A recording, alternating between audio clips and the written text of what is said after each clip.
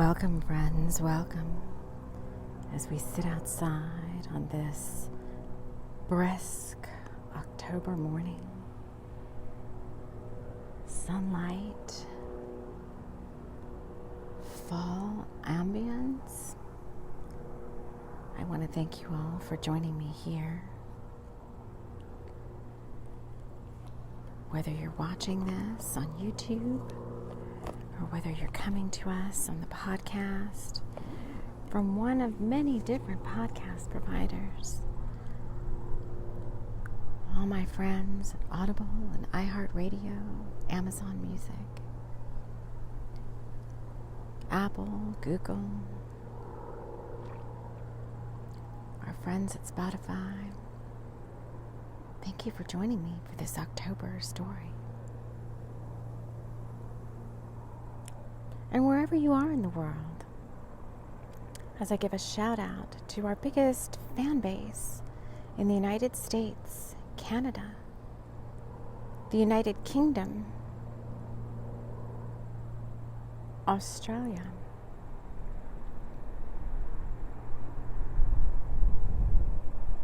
thank you for always joining us here.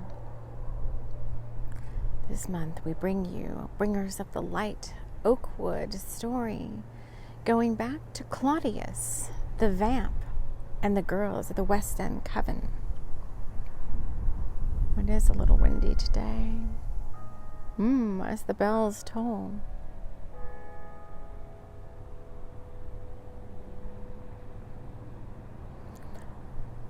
If you haven't already seen, I have created an October Quest playlist for us.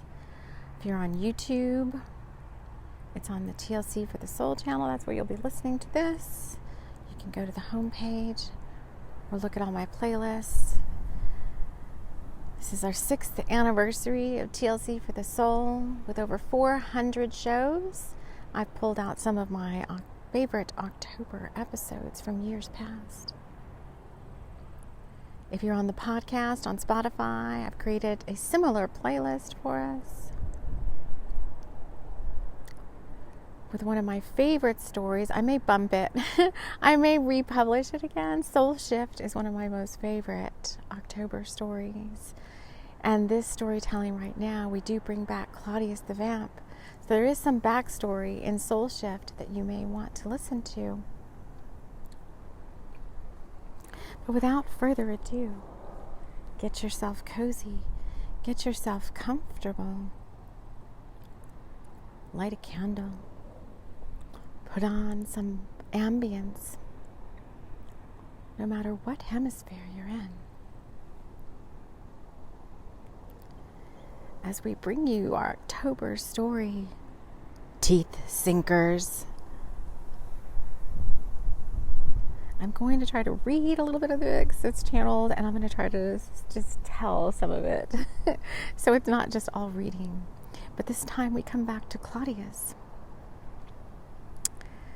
In the morning, with blueberry-filled spice, Claudius picked up the phone and rattled off his order, knowing full well it wouldn't be ready in time. Why he allowed his Coven girls to get donuts every morning, he wasn't sure. But he really didn't care, as he was leaving soon, and it wouldn't really matter anyway. He told Miranda to get him a blueberry-filled cheesecake delight, thinking he could wait a little longer for the onerous task ahead. It was, after all, still daylight. He had been up all night at the party for Copernicus, and had been, might you say, very stodgy, as all Copernicus parties were. But the partygoers were juicy and plump, and he had fed well. He hoped his treat would get there before he dozed off, but he wasn't taking any chances as he grabbed a Snickers bar and went downstairs to the basement with orders to wake him when it arrived.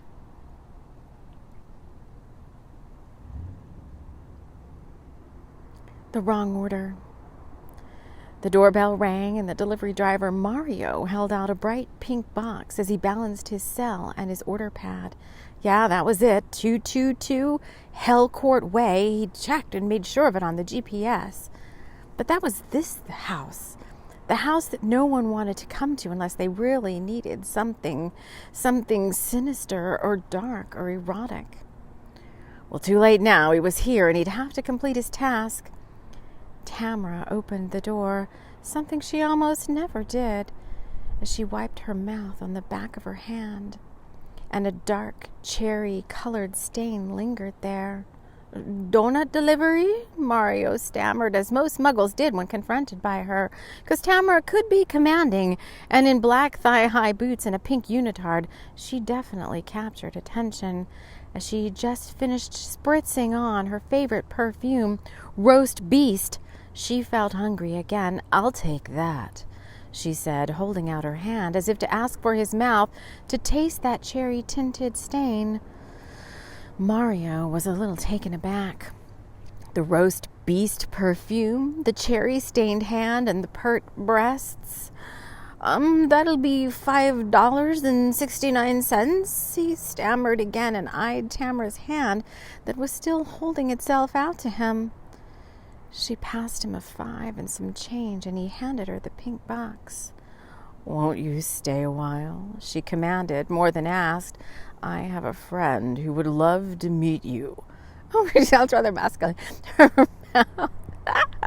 Her mouth wet with saliva as she pictured herself drinking from Mario's neck and then savoring her cream-filled donut. Mario somehow was able to break the spell. Maybe next time," he blinked back the vampire-dusted reverie as he backed down the stairs off the wraparound porch and hurried to his car. "I will see you again," Tamara said in her sing-song spell voice, and with that, the intention was set. Claudius awoke with a start because someone had placed his donut. He awoke with a start. Someone had placed his donut on top of his coffin, and it fell to the floor and lay there in the dusty dankness of his private chamber. He scoffed and climbed out, careful not to tear the dark velvet lining that was now several years old, as he tapped a long fingernail on the intercom. "Cherry!" he growled into the speaker. Yes," Cherry Laverne said in reply, anxious about what he could want so early in the evening. She had a date and was running late. "Donut!" he compelled in return. Cherry. I love this chapter. It's a homage, I think, to some of my favorite parts of some of my favorite movies. So I don't have to break in. So, I liked it, Tropic Thunder, and when, what's his name? He always says, "Diet Coke!" So, "Donut!" he compelled in return. Cherry turned on her stilettos, marching into the kitchen. The pink box with grease seeping through on the sides was empty now, save for one wheat donut. That is a homage to one of my favorite episodes of the regular show. Yuck, Cherry thought at the sight of the most boring donut in the dozen. "He's not going to like this," she sighed, placing the wheat donut on a china plate and taking it upstairs. She knocked quickly, placing the plate at the foot of the door and hightailing it out of there. She didn't want to hear the screams when that donut was found, because someone would pay for their foolhardiness. His blueberry-filled donut, dusty now, glistened in the gleam of the setting sun through the window as Claudius opened his chamber door. A deep, throaty, and haunting scream went up through the Coven house at the sight of one wheat donut sitting atop his grandmother's best china. Oh my God. Teeth sinkers. His cell phone rang, and Claudius turned it over to see a name he hadn't ever imagined would contact him again after that one party several years back where he'd inadvertently took too much blood from someone. Melancholy's name flashed on the screen, and the party in question is from Soul Shift, which was actually done in 2019. Claudius tried to get the call before she hung up. He knew he'd been unchivalrous before, and he'd paid dearly for it. His long-taloned nails hit accept on the phone's ample screen, and he waited. He heard a deep sigh, and then nothing. The call ended as abruptly as it had begun. A thick mist formed around the windows of his sleeping chamber, the silence broken by a song, their song.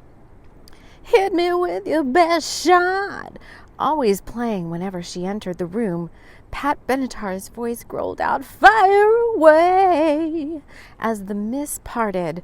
There, standing only a few feet from him, was the only woman Claudius thought he had ever loved.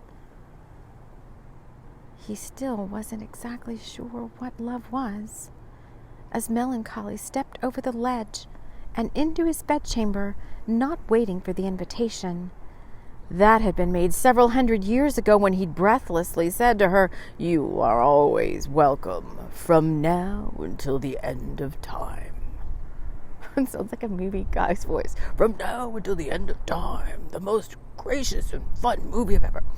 She stood a few inches away from him in tight black leather, holding her motorcycle helmet and one red rose.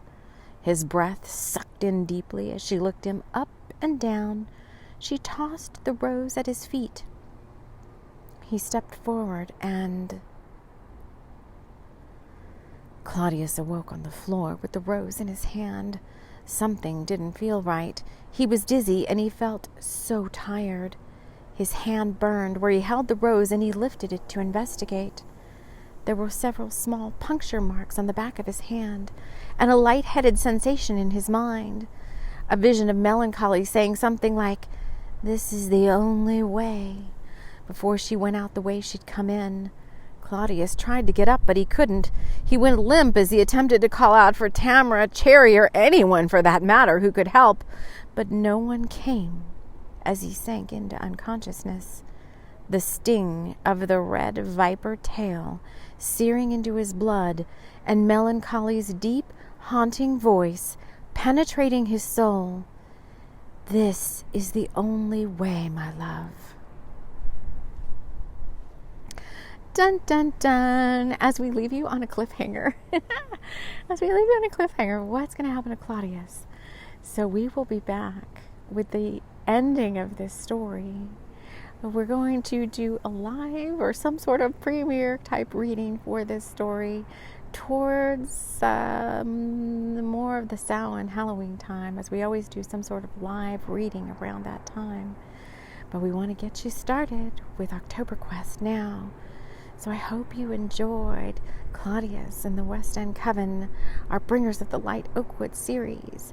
And we will see you again soon, friends. Take good care.